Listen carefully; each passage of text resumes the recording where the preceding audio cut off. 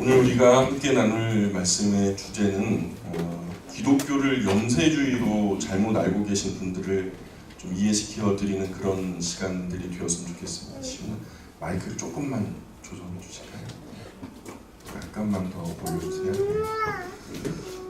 기독교가 자꾸 이제 우리가 지금까지 종말에 관한 이야기를 했잖아요. 요한계시록에 대한 이야기도 하고, 우리 주일 오후의 성경 강좌 같은 경우에 요한계시록 본격적으로 들어가서 우리의 결국에 대한 이야기를 지금 하고 있다 보니까 우리가 잘 알아야 됩니다. 먼저 잘 알아야 되고, 굉장히 중요한 우리의 소망이 우리 이 세상의 마지막 날에 포인트가 있다 보니까 그 이야기를 강조하는 과정 속에서 많은 분들이 그 자초지종을 잘 알지 못하고, 교회가 자꾸만 종말 이야기 하니까, 또 기독교가 자꾸 종말 이야기를 하니까 기독교는 너무 비관적이다, 너무 염세적이다, 이렇게 오해를 하시는 분들이 많은 것 같아요. 그래서 세상이 이렇게 좋아지고 발전하는데 왜 기독교는 자꾸 종말 이야기로 사회 불안을 조장하냐, 또는 왜 종말 이야기로 미래에 대한 부정적인 인상을 심어주냐. 얼마든지 좋아질 수도 있는데 결국 세상 끝난다 뭐 그러면은 누가 더 잘하려고 하겠냐. 더 나아가서 기독교는 사람이 행복한 꼴을 못 보는 것 같다. 뭔가 좀 우리끼리 행복해 보려고 하면은 거기에다가 그냥 죄를 뿌리면서 야, 이 세상 어차피 끝난다, 이런 식으로 좀 비관적으로 기운다라고 오해를 하시는 것 같아요. 그렇기 때문에 기독교는 염세주의다, 뭐 비관주의다, 비난하는 분들도 적지 않게 있는 것 같습니다. 분명히 말씀드리지만은 기독교는 염세주의 또는 금욕주의 또는 비관주의 절대 아닙니다.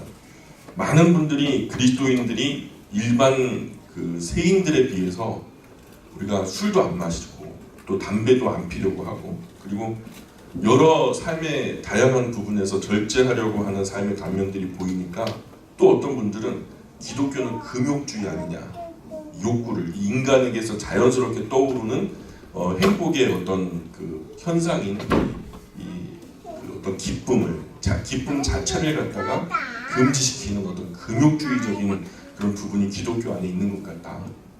또 세상에 가득한 악을 이야기하는 것 때문에 염세주의로 몰아세우는 분들도 있고요. 이 모두가 기독교에 대해서 잘못 알고 계신 거예요. 오해를 좀 푸셔야 됩니다. 오늘 시간 정말로 그런가 그렇지 않은가를 한번 가만히 설명을 들어보시면서 이해하시면서 따라오시면 좋을 것 같습니다. 염세주의라는 말이 한마디로 인생에는 행복이 없다라는 얘기예요. 이 인생에서 도대체 희망하거나 뭐 소망할 만한 가치 있는 일이 없다. 그래서 따라서 인생의 어떤 개혁이나 진보도 불가능하다. 그저 세상 만사를 한마디로 부정적으로 보는 것이 염세주의라는 거예요. 그러나 기독교는 절대로 세상을 그렇게 바라보지 않습니다. 기독교의 세계관은 하나님이 세상을 심히도 아름답게 창조하셨다는 것을 믿어요. 이 세상 안에 우리가 생각하는 것보다 훨씬 더 많은 기쁨과 즐거움이 내재되어 있다는 것을 우리가 잘 압니다. 다만 그런 아름다운 세상에서 인간이 하나님을 대하여 죄를 범했기 때문에 하나님과 인간의 관계가 깨어진 것이 문제가 되더라는 거죠. 또 사람을 속이는 사탄과 그 수많은 귀신들이 하나님과 인간 사이가 멀어지고 깨어진 이 관계 속에서 계속해서 가까워지지 못하도록 방해 공작을 하고 온갖 술수와 궤변을 이뤄내고 있다 보니까 그 많은 장치들에 속고 또 그 많은 핍박들에 속아서 우리가 이 기독교가 기쁨이 없는 것으로 보여지기도 합니다. 결국 세상은 하나님께서 다스리는 세계입니다. 때문에 바르게 사는 사람의 고난도 잠깐입니다. 또 옳지 않게 사는 사람들의 형통도 그렇게 오래 가는 것이 아니에요. 이 세상의 마지막 날의 마침표를 놓고 보면 정말로 바르게 살았던 사람들이 고난받는 것이 그렇게 억울한 일도 아니고, 그렇게 옳지 않게 살았던 사람들이 형통하는 것도 그렇게 대단한 일이 아니라는 거죠. 사람들은 염세주의의 용어로 정의도 잘 알지 못하는 가운데에서 기독교를 염세주의라고 매도를 하는데 확실히 잘못된 생각이라는 거예요. 염세주의라는 말은 패시미즘이라고 부르는데, 세상에서 인간에 대해서 또는 세상의 어떤 일들에 대해서 실망을 근본적으로 한 거죠. 그래서 큰 상처를 받은 거예요. 그래서 근본적으로 세상도 인간도 싫어지는 거죠. 그냥 이게 염세주의예요. 같은 의미로 비관주의라는 말로 바꿨을 수도 있어요.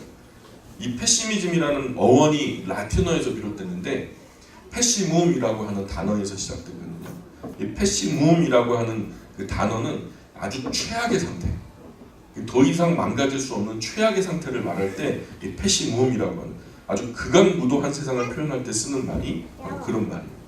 이 옵티미즘 또는 낙천주의라고 하는 말과는 대응되는 그런 개념이에요. 그래서 세상은 악이 지배하고 있기 때문에 사람이 사는 동안 이런 악을 없앨 수 없다라고 자포자기하는 거죠. 뭐 우리가 노력해봤자 결국 악해질 건데, 우리가 뭐 열심히, 예를 들어 이런 겁니다.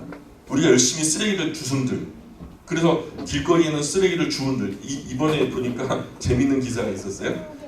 쓰레기 줍기 국가대표 선수가 있더라고요. 보셨어요?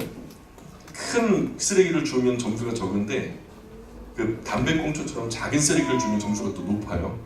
그래서 쓰레기 줍기 국가대표 선수 뭐 이제 뽑고 막 그러더라고요. 갑자기 왜 그런 말 하냐면, 온 세상에 쓰레기가 참 많잖아요. 근데 내가 아침에 일어나가지고 이제 나와서 온종일 쓰레기를 주운들, 나는 혼자 줍지만 버리는 사람은 10사람, 100사람이란 말이에요. 과연 좋아지겠냐는 거죠.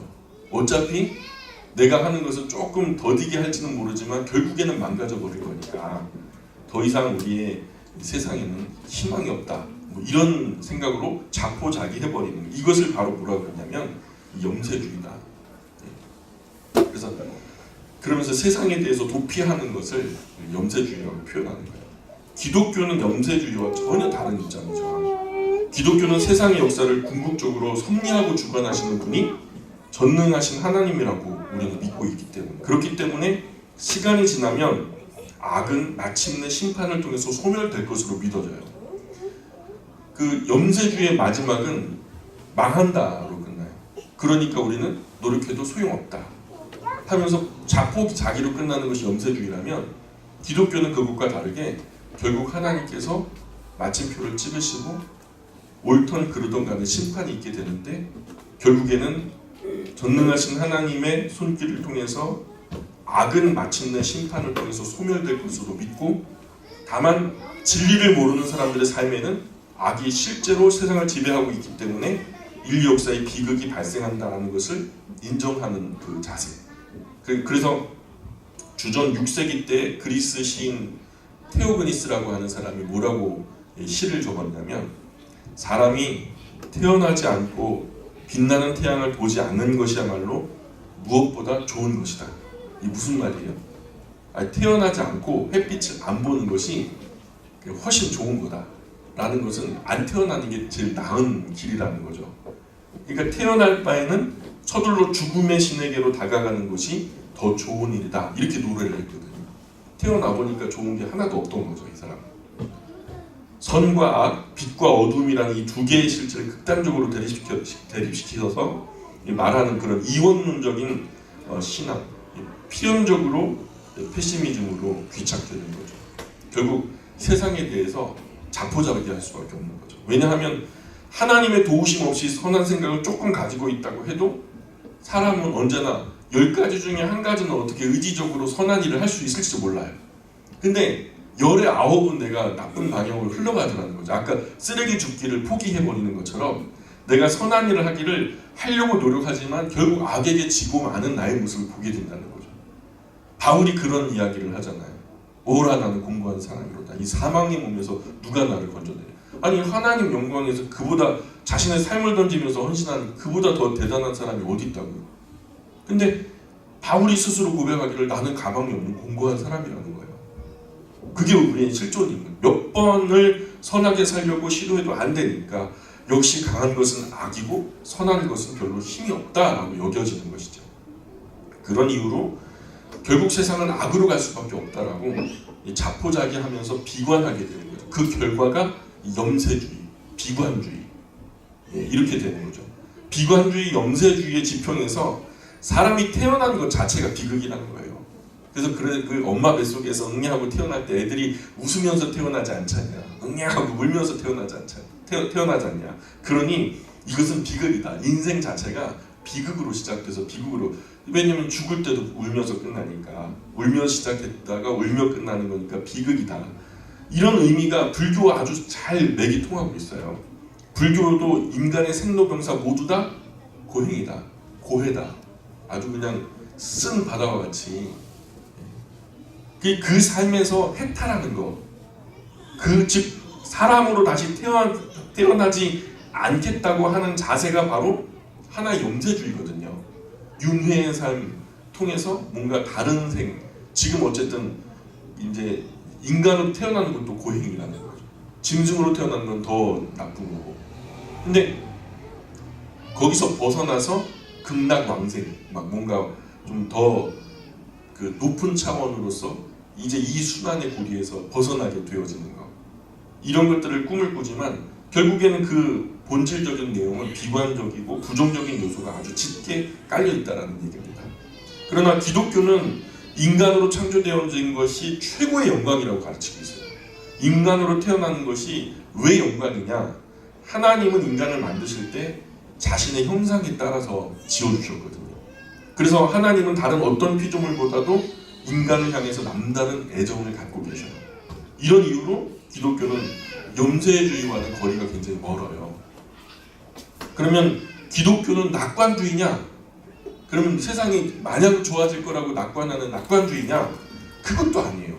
낙관주의 세계관이 지나치게 되면 진보주의가 되거든요. 결국에는 우리가 여기서 발전하다 보면은, 지금도 의학이 얼마나 발전됐어요. 과거에는 우리가 정복하지 못했던 질병들이 다 정복되고 있고요. 불과 10수년만 해도 암 걸리면 다 죽는 걸로 알았는데 지금 암 걸려도 이제 완치율이 점점 높아지기 시작했죠.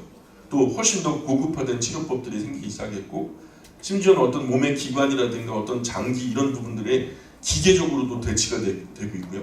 여기서 더 발전되면 어떤 일이 벌어질까요? 여기서 더 발전하면은 뭔가 몸도 부속품처럼 뗐다 붙였다 하면서 더 새 걸로, 더 좋은 걸로 갖다 붙이지 않겠어요? 그러면서 이제 진보주의가 나오는 것이 마지막에는 인간이 최고의 진보를 이루는 것이 인간이 신이 된다, 이런 것까지 가지가 않겠어요? 이 어떤 뉴에이지 사상이 본질적으로 깔려 있는 것이 인간이 신임을 얘기하는 것이 바로 그들의 이제 본질인데, 같은 맥락에서 진화 이론도 이러한 근거 없는 낙관주의 세계관에서 진보 이론과 더불어서 진화론 자체가 나타나게 되는 거거든요. 그래서 기독교는 낙관주의도 아니에요. 그렇다고 염세주의도 아니라는 거죠. 성경 그대로 하나님께서 선하고 아름답게 창조한 세상 가운데 악이 잠깐 개입했지만, 그래서 혼란을 조장했고 우리가 참 하나님께로 멀어졌던 것은 사실이지만, 하나님께서는 우리 인류에게 구원의 길을 여셨고, 그러나 이것도 제한이 있어서 악은 그리 오래가지 못한다는 거죠. 결국 성경의 가르침에 따라서 영원한 생명의 길을 열어주신 그 길을 따라오다 보면 결국 이 악이 영원하지 않고 하나님의 진리와 선은 영원한 것으로 기록되고 있고요. 그것을 믿기 때문에 궁극적으로 기독교는 염세주의가 아니다, 근거 없는 낙관주의도 아니다. 염세주의도 아니고 낙관주의도 아닌 기독교는 어떤 주의로 정의될 수 없어요. 세상에서 어떤 사람들이 뭐뭐주의다라고 말하면 뭐뭐주의라는 말이 붙는 순간 어느 쪽으로 치우쳤다라는 거예요.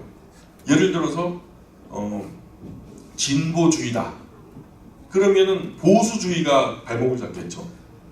왜냐하면 너희 진보주의가 무조건 다 바꾸자 그래가지고 지금 바꿨더니 이런 사태가 벌어진 거 아니냐. 그러면은 또 보수주의가 우위를 점해. 그럼 보수주의가 앞서 나가면은 너희들이 다 지키자 그래가지고 세상 다른 나라들은 전부 다 앞서가는데 우리만 이렇게 도태된 거 아니냐? 그럼 진보주의가 또 득세를 해요. 그래서 이렇게 진보와 보수가 계속 시속 게임을 하고 있는 것처럼 보이잖아요. 그게 무슨 증거냐면 한쪽으로 치우쳤다는 증거예요. 근데 하나님의 말씀은 어느 쪽으로 기울어지지 않았거든요. 기울어진 운동장에서 어떤 것이든 바르게 하는 것은 진짜 기적과도 같은 일이죠. 애초에 땅바닥이 기울었는데 거기다가 바른 것을 세운다는 것 자체가 참 말이 안 되는 이야기예요. 그래서 르네상스 이후에 세상에는 모모주의라고 하는 것이 보물터지듯 넘쳐 나왔는데, 그러나 가능하면 모모주의를 따르지 말고 순수한 마음으로 하나님의 말씀인 성경을 따라가는 것이 가장 건강한 신앙의 길이라는 거예요. 이 염세주의는 이 세상에서 육체적으로 생존하는 자체가 악이라고 봐요. 우리가 살아있는 것 자체가 이 못마땅한 거예요. 아마 이 마귀적인 마음인 것 같아요.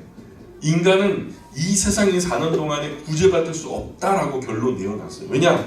육체를 가지고 이 세상에 남아 사는 동안에 이 생식과 이 죽음의 법칙에 얽매일 수밖에 없다라는 얘기죠. 결국 이 흑암의 세계에서 벗어날 수 없으니까 포기하는 거예요. 그래서 염세주의의 구원은 뭘까요? 이 염세주의 세상관에서, 염세주의 세계관에서 그들이 말하는 구원은 뭘까요? 이 세상을 벗어나는 거예요. 이 세상을 어떻게 벗어나죠? 죽는 거죠. 그 염세주의 세계관에서의 구원은 죽음이다. 염세주의는 죽어야만 삶의 죄가 보상되고 또 광명에 쌓인 통일 속에서 영원히 소생될 수 있다라는 결론을 갖게 되는 거죠. 이것도 역시 불교적인 사고체계와 맥을 같이 하는 부분이에요. 그러니 이들의 주장대로라면 차라리 세상에 태어나지 않는 것이 좋고 태어났다면 서둘러 죽는 것이 그나마 낫다. 이 무슨 우울한 인생입니까? 이런 사상의 흐름은 세상의 어떤 욕심을 버리기 위한 하나의 철학의 지류라고 할 수 있어요. 이런 염세주의 사상은 그리스 신화 철학의 영향을 받아가지고 영과 육이 분리적인 신화에 등장하는 오르피즘이에요. 그 그리스적 사고와 인도의 석가모니 사상과 굉장히 많은 부분에서 통하고 있어요. 그 교집합이 대개 물질 세계나 육체의 전부를 비관적으로, 염세적으로, 부정적으로 보는 거죠. 삐딱한 거예요. 아예 근본적으로. 그러나 기독교는 전혀 그렇게 생각하지 않는다는 거예요. 온 세상을 하나님께서 창조하셨어요. 온 세상을 하나님이 만드셨어요. 그 지으신 것에는 목적이 있다는 거예요. 그 목적이 있다. 하나님이 세상을 지으셨고 그 지으신 것에는 분명한 계획과 목적이 있다. 이게 기독교 세계관이에요. 기독교 세계관. 잘 들어보세요. 그 세계에 그러면 뭐가 가치가 있을까? 하나님은 사람을 포함해서 지으신 만물 가운데 그 선하고 거룩한 목적이 있고 또한 그것을, 그 목적을 이루어가는 곳에 효율적이면은 가치 있는 거예요. 그 거룩한 목적을 정말 크게 이루어가는 것은 더 큰 가치가 있는 거죠. 그래서 그것을 이루어가는 것이 최고의 가치라는 것이 기독교의 가치관이에요. 그리고 그런 선하고 거룩한 목적을 이루어가기 위해서 나라도 헌신하지만 개인의 자세가 그렇게 순종하며 그 목적에 따라서 살아가는 것, 그것을 기독교적인 인생관이라고 하는 거죠. 그런 인생들이 세대를 이어서 하나님께서 뜻하신 때까지 거룩한 세대와 하나님의 선하고 거룩한 뜻을 이어나가는 것, 이것이 바로 기독교 역사관이라는 거예요.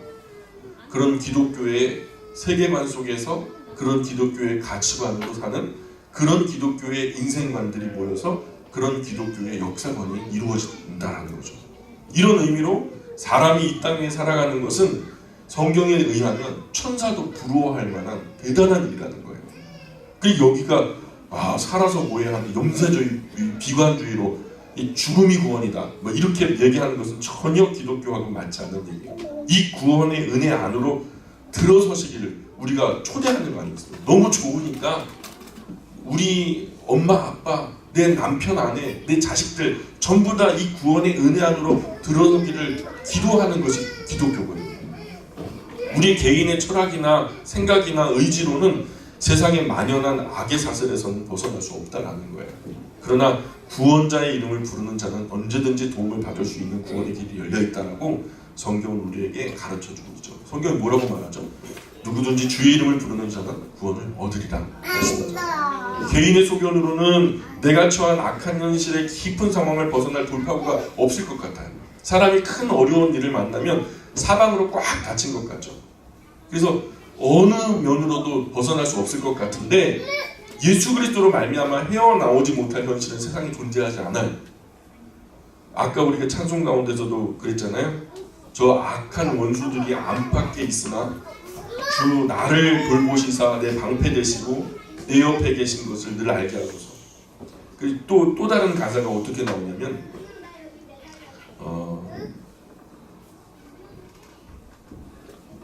주 주 나와 함께하면 전쟁도 겁없고 주 나를 인도하면 늘 안심하리라. 이런 가사가 나오잖아요.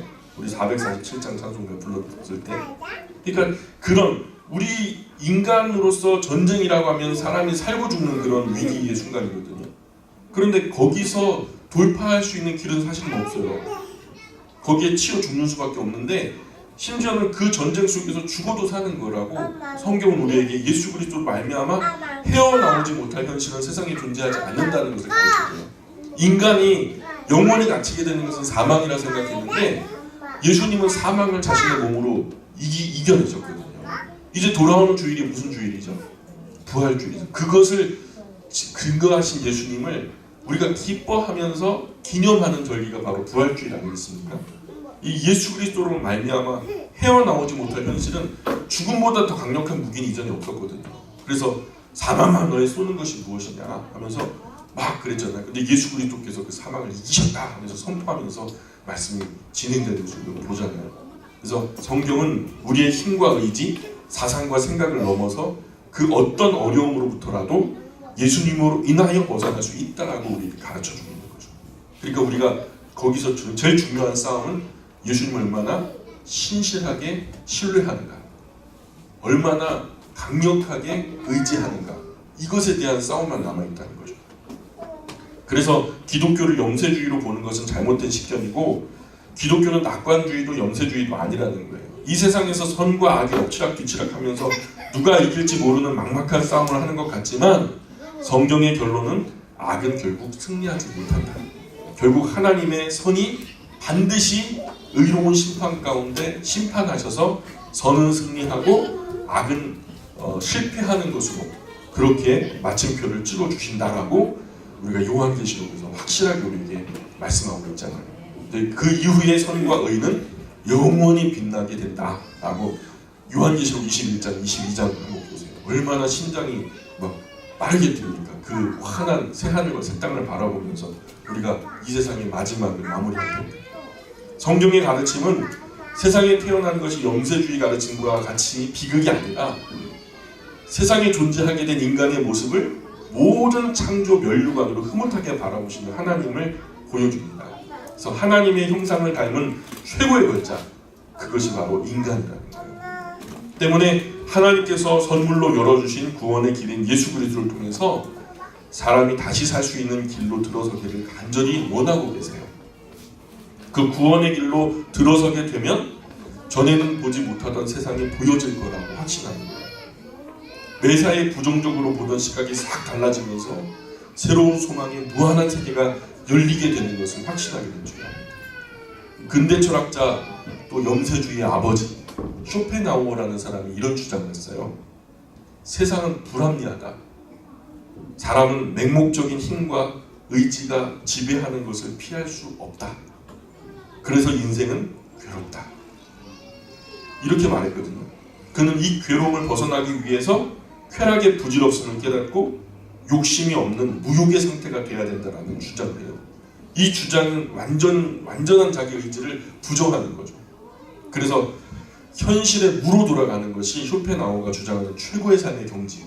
아무것도 바라지 않고 아무것도 원하지 않는 욕구가 없는, 이게 불교적인 사고의 체계와 큰 차이가 없는 거예요. 대단한 철학 같지만 세상 가장 미련한 사상이 바로 이거거든요. 그는 자신이 어디로서부터 왔는지를 몰랐어요. 쇼펜하우어는. 또 무엇을 위해서 사는지도 모르고 살았어요. 또 죽어서 어디로 가는지도 전혀 알지 못했던 사람이 이 사람이에요. 일반적으로 죄에 노출돼서 오염된 사람이 하나님 없이 생각하면 도달할 수 있는 그런 오염된 생각의 끝에 쇼펜하우어의 생각이 일치하고 있어요. 최소한 그는 존재적으로 하나님 없이 정직하게 생각했어요. 근데 정직하게 생각해 보니까 자기에게는 소망이 없더라는 거예요. 그런 정직하게 하나님 없이 궁극의 생각으로 올라가고 결국 올라가서 마침표를 찍는 것이 우리에게는 희망이 없다. 그래서 죄악된 사람들의 특징을 그대로 드러낸 사람이 바로 쇼펜하우어라는 사람이에요. 아주 솔직하게 모르는 것과 아는 것을 가식없이 표현한 묘는 좋았지만 쇼펜하우어는 결국 참된 진리를 접하지 못한 상태로 세상을 떠났습니다. 비극적으로. 교회에 가면 이런 어린 주일학생들도요 쇼펜하우어보다는 건강하고 나은 생각을 해요. 희망적인 생각을 한다고요. 근대 염세주의의 대표적인 쇼펜하우어, 더 오래 거슬러 올라가면 그 옛날의 염세주의 대표자 석가모니, 세상 전반을 일반적으로 비극적으로만 보았던 고통의 한쪽 눈을 떴어요. 아, 인생은 고행이구나, 인생은 참 쓴 거구나, 인생은 참 힘든 거구나 라는 이 인생을 바라보는 고통의 눈을 떴지만, 반대 인생 가운데 큰 기쁨이 숨겨져 있는 다른 한쪽 눈을 뜨지 못했다는 거죠. 우리가 이 인생 가운데 고통만 있어요? 그 보이지 않지만 확실히 기쁨도 있잖아요. 우리가 자녀들을 낳을 때, 기를 때, 또 자녀들이 괴롭힐 때 자식으로 인해서 얻는 기쁨은 얼마나 커요? 우리가 사랑하는 사람과 결혼할 때, 그래서 이 삶을 함께 공유하며 나갈 때 이 얻어지는 그런 기쁨들이 얼마나 또 커요? 순간순간마다, 때때로 시시마다 하나님께서 그 시절에 기쁠 수 있는 기쁨의 장치들을 우리에게 주셨잖아요. 근데 그 시절의 고통도 분명히 있긴 있어요. 근데 그 고통과 기쁨이 교차하면서 인간으로 살아가게끔 했던, 그래서 지금 이 비관주의 염세주의자들은 비극의 눈, 고통의 눈 한쪽은 떴지만 그들이 살던 시대와 환경이 너무나 비극적이다 보니까 기쁨을 별로 보지 못했던 거죠. 석가모니 시대가 그랬고, 쇼펜하우어가 살았던 시대가 그랬고요. 개인의 환경이 그랬고, 그런 선한 하나님의 세계를 보지 못하고 악한 사단의 세계만 보았던 사람들, 결국 반쪽짜리 비극적이고 염세적이며 부정적인 결론에 도달하게 된 거죠. 오늘 우리가 사는 세상은 물론 많이 오염되고 타락하는 것은 사실이거든요. 그러나 이 땅에는 선하고 아름다운 사람들이 많이 살아가고 있어요. 그리고 망가진 환경들도 참 많이 있지만 때때로 하나님께서 망가진 세상 속에서도 아름다운 모습으로 빛나는 모습들을 우리가 보게 되잖아요. 지금 당장에도 며칠 전에 잠깐 오산 시내를 갔다가 차량 운행을 할 일이 있어서 가는데, 그 골목 찾아 들어가는데 그 한 골목에 하나 가득 그냥 막 벚꽃이 그냥 핀 거예요. 근데 마침 하나님께서 바람을 싹 불게 하니까 이 벚꽃잎이요 막 머리 위로 쏟아지는데 그게 그렇게 아름다울 수가 없어요. 아무 생각 없이, 내가 오늘 좋은 일도 없었고 나쁜 일도 없었어요. 그런데 거기 갔는데 그 아래에 있으면서 이것을 아름답다고 표현하지 않는 사람이 있을까라는 의심이 드는 거죠. 너무 아름다운 거예요. 분명히 이 세상에는 아름다움이 있어요. 오염된 세상이지만 또한 그 오염된 세상 속에서 물론 고통은 있지만 고통 반대편에 분명히 하나님께서 숨겨놓으신 기쁨이 또 있더라는 거예요. 진심으로 남을 아끼고 배려하며 선대하려는 사람들이 많이 있어요. 반대로 남을 이용해 먹고 박대하며 또 나쁘게 굴려고 하는 사람들도 많이 있죠. 그러니 어둠의 세계에서 주저앉아 한탄만 하지 말고 빛의 세계로 나오시길 바라요. 의의 태양 되시는 그리스도 예수께서 우리 영혼을 밝히 비춰주시면서 옳은 길로 인도하시리라고 믿습니다. 그가 누구든 하나님께로 진심으로 돌아온다면 용서받지 못할 사람은 세상에 아무도 없어요. 더 나아가서 거듭남의 은혜 가운데 이 세상에서도 새로운 출발을 할 수 있어요. 78억? 온 세계 인구가 지금 그 정도 있다고 하는데 78억이 다 나를 죄인이다, 너는 죽을 놈이다 라고 손가락질해도 하나님이 괜찮다 하시면 괜찮은 거예요. 그러니 우리가 가능성 없음은 우리 스스로가 결정하는 것이 아니라 하나님이 결정하실 일이고, 끝까지 우리가 그리스도 예수 안에 생명의 길이 열려 있으니 그리스도 예수로 우리가 긍정하는 삶을 선택해야 합니다. 우리 자신의 의지와 생각으로는 세상의 악에서 절대로 벗어날 수 없어요. 그렇죠. 그러나 구주 예수 그리스도의 이름을 자신의 의지와 마음으로 진심으로 부르는 자는 누구든지 언제든지 구원을 받을 수 있다고 성경은 말씀하고 있다는 거예요. 또 하나 우리가 오늘 이 시간 함께 나눌 주제는, 어떤 분은 그래요. 천국에 대한, 종말에 관한 이야기를 하다 보면은 천국과 지옥에 관한 이야기를 하잖아요. 지옥에 관한 이야기는 앞서 했고, 천국에 가고 싶은데 어떤 분이 와갖고 그런 말을 해요. 내가 천국 갈 만큼 잘한 일이 없는데 천국 가려면은 뭔가 착한 일 많이 해야 되잖아요. 뭐 그런 얘기 할 수 있죠. 나는 여태까지 그냥 내가 나름대로 바쁘고 분주하게 사는 것밖에는 뭐 내가 특별하게 착한 일을 하는 적이 없다고. 그게 어떤 공로를 세워서 천당에 갈 수 있을 거라고 생각하지만 그것도 잘못된 생각이에요.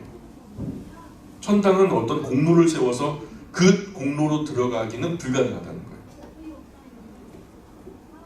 천당은 그분이 생각하는 것대로 어떤 큰 공로를 세워서 그 공로 때문에 들어가는 것은 불가능하다.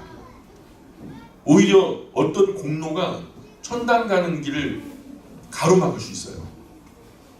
내가 무언가를 했다라고 하는, 그죠? 어떤 공로를 세운 사람은 교회에서 큰 소리 치겠죠. 말이 많아져요. 내가 이거 했다고. 어떤 행동과 말들이 교회를 더 어지럽게 해요. 내가 이 정도 했는데 하면서. 그러면서 공동체를 어렵게 하는 일들이 종종 있어요. 한국 교회 안에. 그러니까 그것은 오히려 내가 천국 가는 길을 방해하는 방해 요소가 될 수도 있다는 거죠. 공로라는 거지. 한 나라가 전쟁이 났어요. 그 전쟁에서 이 어떤 사활을 건 싸움이 생긴 거죠. 전쟁이 난 거예요. 이 전쟁에서 지면 저 나라의 노예 나라가 되는 거고, 이 싸움에서 이기면, 이 전쟁에서 이기면 우리가 정말로 이제 자주권을 갖는 거고. 그런데 그 사활을 건 나라 간의 싸움에서 결국에는 그 큰 전쟁을 승리로 이끈 장군이 있다고 생각해 보세요. 그 장군에게 얼마나 큰 권세와 명예를 주겠습니까? 근데 과거 그런 일들이 여럿 있었거든요. 그런데 그러한 구국 공신의 권세가 나중에 나라의 어려움이 되는 경우가 역사 속에서 왕왕 있어 왔다는 거예요. 오히려 나라를 건지긴 했지만 그 건진 것 때문에 얻었던 부귀, 영화, 권세, 명예가 오히려 이 나라를 망가뜨리는 이유가 되더라는 거죠. 성경의 눈으로 보자면 천국은 그 어떤 인간의 공로로도 들어갈 수가 없다는 것을 우리에게 분명하게 말씀해요. 우리가 아무리 착한 일, 선한 일을 많이 해도 그것으로는 천국 갈 수 없어요. 공로를 생각하기 전에 공로는 없어도 되는데 죄는 꼭 없어야 돼요. 공로를 생각하기 전에 우선 죄가 없어야 천국에 들어갈 수 있어요. 죄가 하나라도 있으면 천국에 이를 수 없어요. 그러니 죄의 문제 해결해야 돼요. 천국 가기에 공로는 없어도 되는데 죄는 확실히 없어야 됩니다. 자신의 죄는 염려하지 않고 어떤 공로를 염려하는 것은 성경의 원리에 맞지 않아요. 하나님 나라는 어떤 공로를 세워야 갈 수 있는 것이 아닙니다. 죄를 용서함 받아야 그 죄 문제 해결해야만 들어갈 수 있는 곳이 천국이에요. 천국에 들어가기 위해서 어떤 큰 공로를 세워야 될 줄로 아는 것은, 그렇게 생각하는 것은 성경이 말씀하지 않는 아주 큰 인간적인 착각이라는 거예요. 하나님 나라를 위해서 아무리 큰 봉사와 헌신을 했다고 해도 그것이 공로가 될 수 없어요. 마땅히 해야 할 일을 한 것뿐이에요. 왜냐하면 사실 우리가 따지고 보면 우리가 가진 모든 것이 다 누구 거예요? 내 몸도, 내 몸에 담긴 영혼도, 내 정신도, 그리고 내가 지금 가지고 있는 나의 가족들, 나의 행복들, 수많은 물건들, 나의 삶을 둘러싸고 있는 모든 것들이 사실은 누구 거예요? 다 하나님 거거든요. 우리 인간의 것, 내 것이라고 할 수 있는 게 없어요. 사실은 이 온 세상, 우리 눈으로 보이고 만져지는 모든 것이 본래 하나님이 만드셨고 다 하나님으로부터 온 거예요. 다 하나님 거예요. 그러니까 그렇기 때문에 내가 큰 헌금 드렸는데, 내가 엄청나게 막 땀 흘려가지고 큰 헌신과 봉사를 드렸는데 그래봤자 결국은 뭐예요? 하나님의 것, 하나님께 드린 거에 불과한 거죠. 그 이상의 의미가 있어요, 없어요? 그러니까 그것은 나의 공로가 아닌 거예요.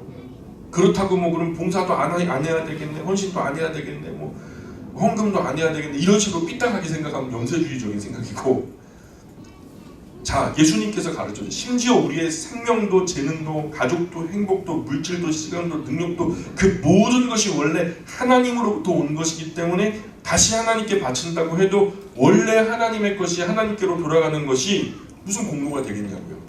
그래서 내가 어렵게 드렸다고 해도 나의 공로라고 착각해서는 안 된다는 거예요. 그것은 공로가 아니에요. 오히려 나를 통해서 옳은 일을 하게 하신 하나님께 감사할 감사의 제목일 뿐이라는 거예요. 그래서 성경에는 그런 의미의 공로는 성경에는 등장하지가 않아요. 그런 의미의 공로는 성경에 단 한 번도 등장하지 않아요. 이런 일의 개념을 바로잡고자, 왜냐하면 그때 당시에도 공로주의적인 생각이 많았거든요. 예수님께서 이런 생각의 잘못된 흐름들을 바로잡고자 친히 질서를 잡아주셨는데, 하나님을 위해 어떤 일을 했다고 하더라도 우리의 자세는 마땅히 할 일을 한 것뿐입니다. 이렇게 겸손한 고백만 있어야 된다라고 우리에게 가르쳐 주셨어요. 우리 어렵지만 누가복음 17장 한번 펴볼까요? 누가복음 17장 10절 말씀 한번 펴볼까요? 누가복음 17장 10절 말씀.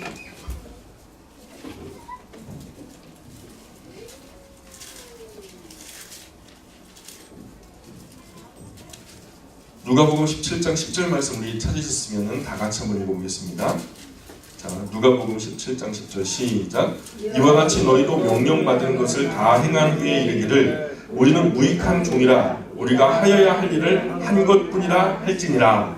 예, 우리가 하나님의 명령을 받은 것을 온갖 어려움 속에서 갖은 어떤 그 어려움을 감수하고 막 힘들게 어렵게 다 행한 후에 다 완수를 한 다음에도 뭐라고 대답해야 되냐면, 주님, 저는 무익한 종입니다.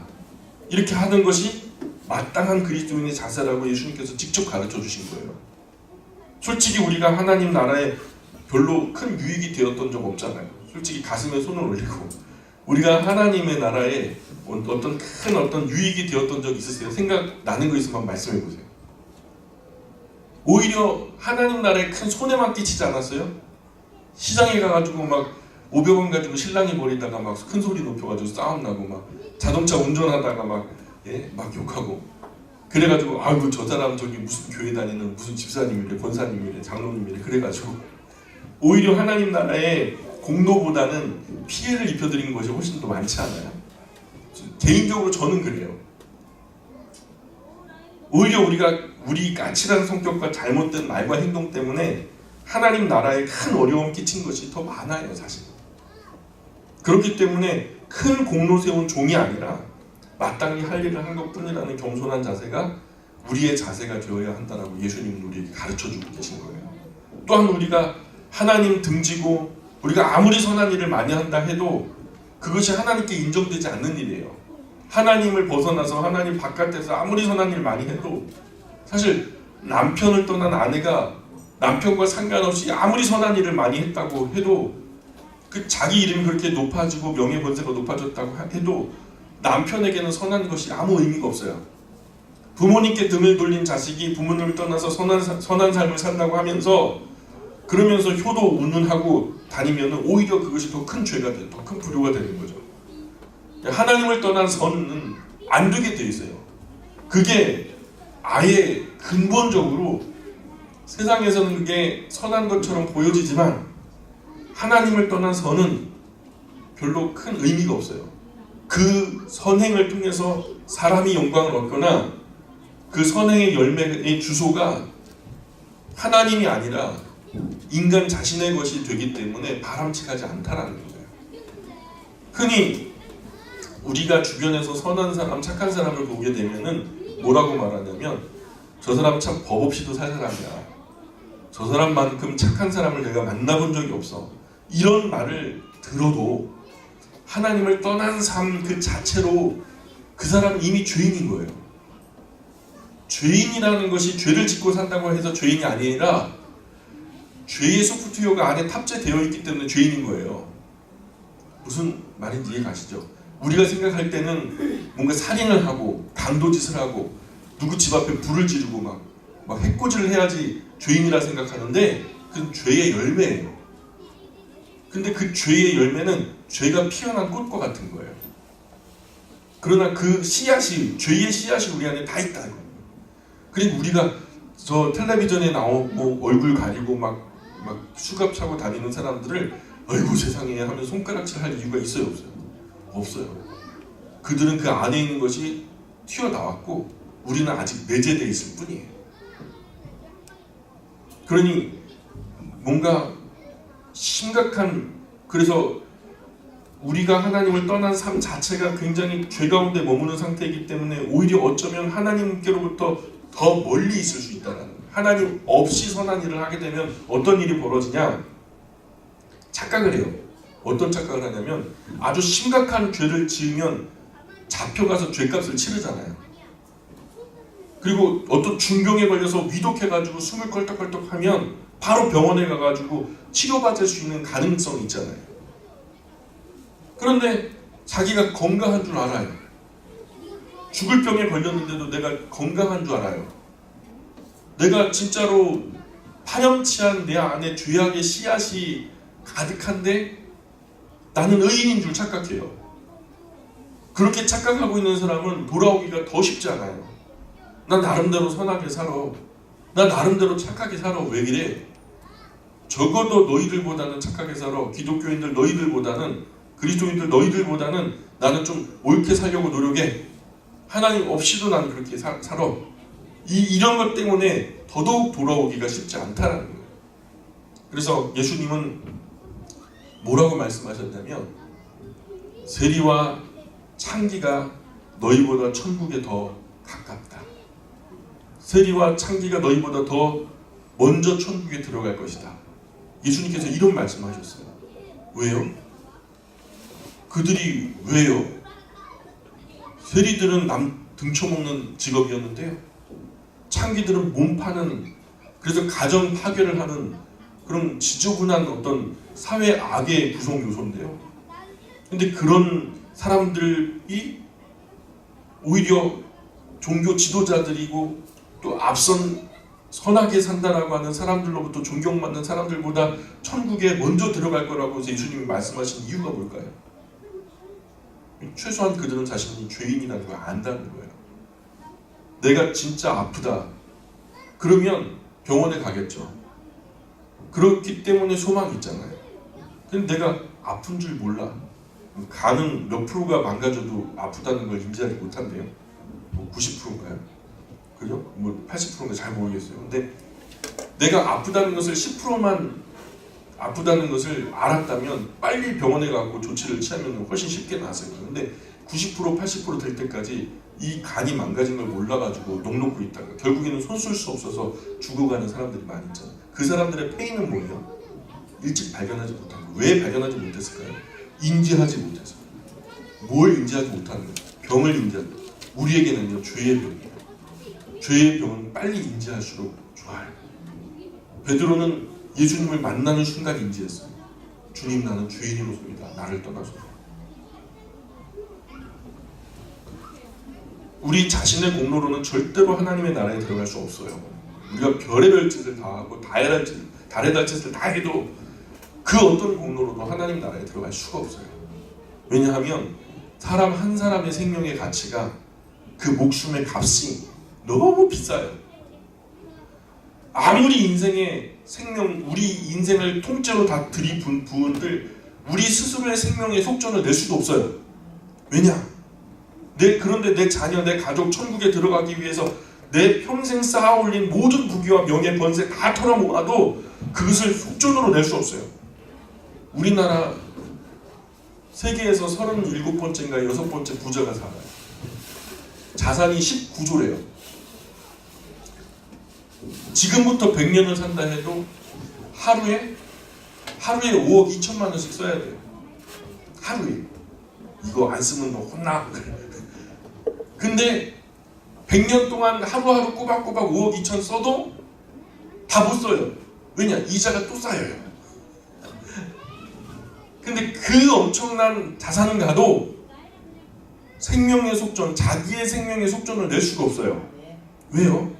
성경이 말씀하는 한 사람의 생명의, 그 한 영혼의 생명의 가치가 얼마나 비싼지 천하를 주고도 그 한 영혼과 바꿀 수 없다라고 성경은 말하고 있거든요. 우리 인간의 형편으로는 영원히 생명의 속전을 낼 수가 없어요. 영원히 값을 치를 수 없다라고 성경은 선언하고 있어요. 하나님은 그만큼의 비싼 값으로 우리를 사셨어요. 정말 죄송한데요. 한 번만 성경을 더 읽을까요? 시편 49편 볼게요. 시편 49편.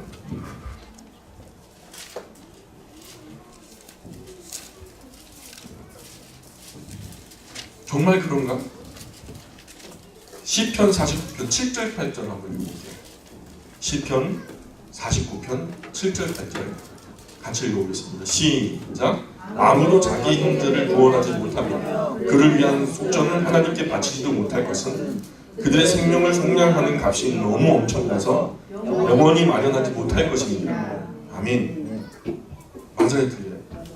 성경이 그렇다. 맞아.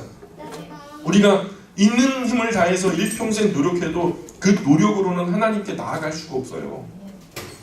우리 죄값을 지불할 수 있는 유일한 길은 하나님의 독생자 예수 그리스도 십자가에서 희생하신 그 공로에 의지해서 가능하다라고 성경은 유일하게 속전을 치를 수 있는 길을 안내해 주고 있어요. 그 예수 그리스도의 희생의 피의 공로가 아니면 인간의 죄사함의 길은 없다 선언하고 있어요. 이제 천국 가시려고 생각하는 분들은 어떤 공로 생각하시면 안 돼요. 우리를 천국에 들어갈 수 있도록 열어놓으신 유일한 길을 무시하고 다른 어떤 길로는 아무도 천국에 들어갈 수 없어요. 유일한 생명의 길, 바를 정자 길도자, 바른 정도, 독생자 예수 그리스도께 흘리신 십자가 피의 공로를 믿고 의지하여서 천국의 하나님 보좌 앞까지 나아갈 수 있기를 간절히 기도합니다. 우리 힘으로는 우리 스스로의 생명의 속전을 내기가 불가능해요.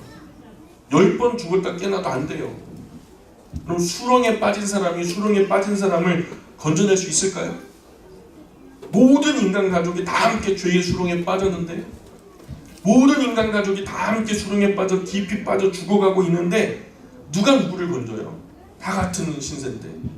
다만 수렁 바깥에 반석 위에 서 계신 예수 그리스도께 의지함 없이는 구원 받을 길이 없다라고 성경은 우리에게 안내하고 있어요. 신학자 칼 바르트가 예배당 꼭대기에 십자가 볼 때마다 두 가지를 기억해야 된다라고 우리에게 얘기해 주고요. 첫 번째는 뭐냐? 우리 죄가 그렇게 무섭다라는 거예요. 뭐요? 예배당 꼭대기에 꽂혀있는 십자가를 볼 때마다 두 가지를 기억해야 된대요. 칼 바르트가. 하나는 우리 죄가 그렇게 무섭다는 거예요. 우리 죄가 얼마나 크고 무서우면 하나님이 독생하신 아들까지 그 사형틀에 희생시키면서까지 죄값을 치르셔야 겨우 치료받을 수 있는, 면죄받을 수 있는 그런 것이냐는 거죠. 그러니 그 죄가 얼마나 무서운가. 두 번째는 우리를 얼마나 사랑하셨는가를 기억할 수 있어야 된다는 거예요. 그 귀하신 하나님의 외아들을 희생시키기까지 우리를 구원하셨다는 것은 그 엄청난 희생을 치르고서도 우리를 건지기를 주저하지 않으셨던 하나님의 큰 사랑이 보여야 된다는 거예요. 사람이 하나님 앞에서 인정받을 수 있는 유일한 길은 공로가 아니에요. 헌금도 아니에요. 그 어떤 삶의 자랑이 아니에요. 공로가 아무것도 없고 전혀 경건하지 않아도 예수 그리스도 희생의 공로로 내가 구원받을 수 있다는 것을 믿고 의지함으로 돌아오는 것. 이런 예수 그리스도의 살과 피를 머금고 예수님 아니면 안 됩니다. 예수 그리스도로 옷 입고 나오는 사람은 받아주시겠다라고 성경은 약속하고 있어요. 그분을 믿음으로 의로 여기셨다. 이것이 놀라운 은혜거든요. 나 같은 사람도 받아주시는 하나님 정말 좋으신 분이죠. 여러분 같은 분 받고 싶어요? 저도 저 같은 사람 받고 싶지 않은데요. 근데 나 같은 사람도 받아주시는 하나님은 얼마나 좋으신 분이세요? 그런 하나님의 사랑을 인격적으로 믿고 하나님의 그 교제권 안으로 돌아올 때 믿고 돌아오는 그 모습을 의로 여겨주시겠다는 거예요. 예수 그리스도께 돌아오는 참 놀랍고 놀라운 은총이죠. 이것이 복음이에요. 그래서 우리의 어떤 공로나 선행이 쌓여서 겨우겨우 천국 가는 커트라인에 딱 목걸이 하고서 그렇게 들어갈 줄 알았다면 전혀 그렇지 않다는 거예요. 성경은 전혀 그런 구원을 얘기하지 않고 있다는 거예요. 구원은 우리 선행이나 공로 때문에 이루어지는 일이 아니에요. 하나님의 사랑과 긍휼 때문에 이루어지는 큰 은혜라는 거예요. 이것을 예수님께서 비유로 말씀하신 부분이 있는데 우리 함께 읽어볼까요? 누가복음 15장 한번 펴보세요. 누가복음 15장 말씀 한번 펴보세요. 11절부터 누가복음 15장 11절부터 제가 읽어드릴 테니까 눈으로 한번 따라보세요. 누가복음 15장 11절부터 또 이르시되 어떤 사람에게 두 아들이 있는데 그 둘째가 아버지에게 말하되 아버지와 재산 중에서 내게 돌아올 분깃을 내게 주소서 하는지라. 아버지가 그 살림을 각각 나누어 주었더니 그 후 며칠이 안 되어 둘째 아들이 재물을 다 모아가지고 먼 나라에 가 거기서 허랑방탕하여 그 재산을 낭비하더니 다 없앤 후 그 나라에 크게 흉년이 들어 그가 비로소 궁핍한지라. 가서 그 나라 백성 중 한 사람에게 붙여 사니 그가 그를 들로 보내어 돼지를 치게 하였는데 그가 돼지 먹는 쥐염 열매로 배를 채우고자 하되 주는 자가 없는지라. 이에 스스로 돌이켜 이르되 내 아버지에게는 양식이 풍족한 품꾼이 얼마나 많은가. 나는 여기서 줄여 죽는구나. 내가 일어나 아버지께 가서 이르기를 아버지 내가 하늘과 아버지께 죄를 지었사오니 지금부터는 아버지 아들이라 일컬음을 감당하지 못하겠나이다. 나를 품꾼의 하나로 보소서 하리라 하고 이에 일어나서 아버지께로 돌아가니라. 아직도 거리가 먼데 아버지가 그를 보고 측은히 여겨 달려가 목을 안고 입을 맞추니 아들이 이르되 아버지 내가 하늘과 아버지께 죄를 얻었사오니 지금부터는 아버지의 아들이라 일컬음을 감당하지 못하겠나이다 하나. 아버지는 종들에게 이르되 제일 좋은 옷을 내어다 입히고 손에 가락지를 끼우고 발에 신을 신기라. 그리고 살진 송아지를 끌어다가 잡으라. 우리가 먹고 즐기자. 이 내 아들은 죽었다가 다시 살아났으며 내가 잃었다가 다시 얻었노라 하니 그들이 즐거워하더라. 이 놀라운 이야기가 복음 중에 복음입니다. 돌아온 아들에게는 공로가 있어요 없어요? 나의 행한 것 죄뿐이니 그죠? 둘째 아들이 한 것은 죄뿐이 없어요.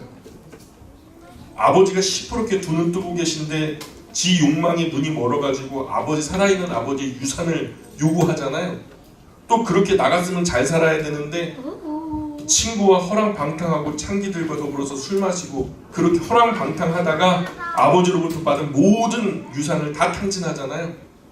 또 아버지는 그렇게 나간 불효막심한 아들을 늘 염려해요. 또 그렇게 나갔으면 그냥 에이그 잘 먹고 잘 살아라 등 돌리면 그만인데 불효막심한 아들을 늘 염려해요. 잠도 설쳐요.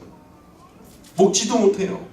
매일 걱정하면서 아들이 떠나간 그 동구박 지평선을 갖다가 오늘이고 내일이고 지켜보면서 한숨 짓는 거예요. 그날도 아들이 돌아오는가 싶어서 해가 기온이요 기우는 그 동구박 아들이 떠나간 그걸 계속해서 쳐다보는 거죠.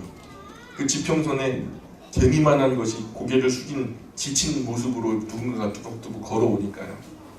아버지는 달려가 눈이 시리도록 눈이 빠지도록 눈알에 눈물이 짓무르도록 아들을 기다리는 아버지 눈에 차오르는 아들의 모습 속에 넘어질 듯 자빠질 듯 달려가 목을 어긋맞고서 끌어안고 입을 맞추고 아들은 말하기를 정말 염치 없어서 내가 아버지와 하나님께 죄를 얻었습니다. 이제 제가 아버지 아들이라 일컬을 자격도 없습니다. 다만 이제 아버지 댁에 일하고 먹는 품꾼의 하나로만 봐주십시오. 이에 돌아오는 아버지 말씀은 그 뭔 말이에요? 그게 뭔 말이에요? 쓸데없는 소리 말고 잔치벌이야. 잔치벌이잖아. 아버지는 무슨 생각만 있어요? 잔치할 생각만 있는 거예요. 돌아온 아들하고 잔치벌일 생각만 있는 거예요. 그저 아버지는 아들이 잘못한 것은 생각도 안 하고 돌아온 기쁨만 생각하시는 거예요. 그저 아들과 잔치할 마음밖에 없는 거예요. 이게 구원이에요. 저와 여러분이 값없이 얻은 구원, 단지 고개를 돌려 아버지께로 향한 것뿐인데 그 염치 없고 죄 많은 거 받아주실까 하는 그 마음에 그저 그래 주십시오 하고서 그 앞에 나온 것뿐인데 하나님은 마치 동구박 끝에서 우리의 실루엣을 알아보고 달려와서 목을 어긋맞고 춤을 추면서 잔치할 마음밖에 없는 기다리시는 아버지. 이 마음이 하나님 아버지의 마음이에요. 우리에게 아무 공로가 없어도 일평생 지은 것이 죄밖에 없더라도 예수 그리스도의 십자가 희생의 공로를 나에게 허락하신 그 용서와 유일한 구원의 기름을 굳게 믿고 하나님께로 돌아오기만 하면 하나님은 그저 지난 우리의 죄는 예수 그리스도의 피로 다 묻어버리시고 이제부터 돌아온 자녀와 그저 잔치할 마음밖에 없는 아버지의 마음을 예수님께서 직접 설명해 주셨어요. 그러니 하나님은 다만 자신의 품으로 돌아오기를 애태우시면서 기다리시는 아버지로 묘사되고 있습니다. 이 부분에서 또 많은 세상의 분들이 이해도 못하고 그저 기독교는 되게 편하다고 나 회개합니다 하면은 회개하고 다음날 가고 또 죄를 짓는다고. 그럼 그거는 거짓말이에요. 그건 가짜 그리스도인들을 얘기하는 거예요. 이런 큰 어려움을 겪으면서 아버지께로 돌아온 둘째 아들이 다음에 또 그런 짓을 하겠어요? 그저 할 수 있는 가능성은 있겠지만 우리가 최소한 구원받은 삶, 돌아온 우리, 사지에서 돌아온 우리, 형편없이 구겨지고 망가진 우리를 받아주신 그 하나님 앞에 그 기대에 부응하지는 못할 망정 그것을 이용해 먹는 존재는 사실은 구원받지 못한 사람이죠. 그 가짜 그리스도인이에요. 근데 그런 가짜 그리스도인들을 보면서 많은 세상 사람들이 오해를 해가지고 그리스도인들은 참 편하다. 그냥 예배당에 나가고 죄송합니다 하고서 한번 기도하면 끝났어. 다음날 또 그런 나쁜 짓을 저지른다는 거예요. 그건 가짜들을 두고서 말씀하십니다. 하나님은요 자기 공로 가지고 거들먹거리는 사람 별로 안 좋아해요. 확실한 거예요. 오히려 자신이 죄인이라는 사실에 부끄러워서 고개 숙이고 돌아와 겸손히 선처를 바라는 그런 자녀를 하나님은 크게 기뻐하시죠.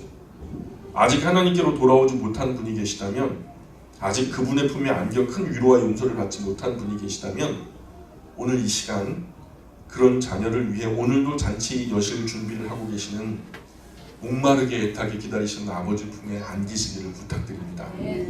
집 나간 아들에게는 아무 공로가 없어요.